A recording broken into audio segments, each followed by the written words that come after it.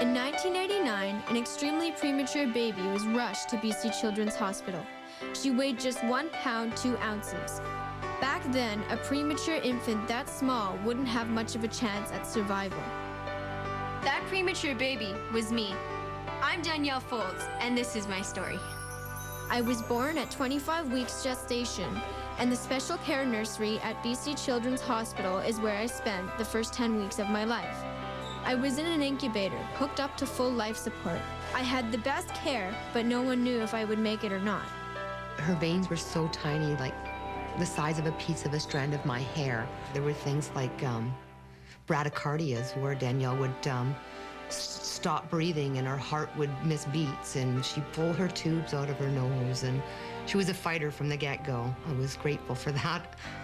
My mom and my dad were actually making funeral arrangements for Danielle. And I said to my dad, I said, you know what?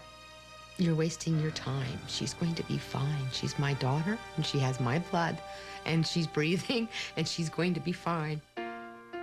I slowly gained weight, and I ended up beating the odds. But the medical treatment that saved my life came with a price. The exposure to the oxygen that supported my fragile lungs caused problems with my retinas, destroying my sight. Over the years, I have had 5 eye surgeries at Children's Hospital. Thanks to those surgeries, I can now see a little bit, but I'm still considered legally blind. Even so, I'm doing just fine. I'm in regular classes at Garibaldi High School in Maple Ridge.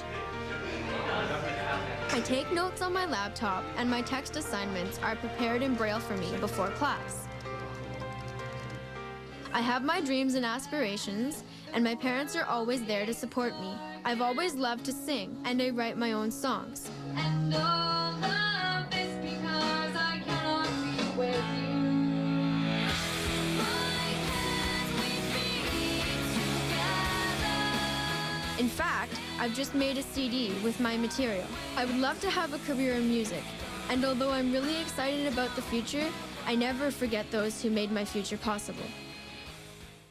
How are you? That's why I recently went back to the special care nursery where my life began. Hey, Dr. Salamano, how are you? Dr. Alfonso Salamano was my doctor when I was a patient here. I've heard lots about you.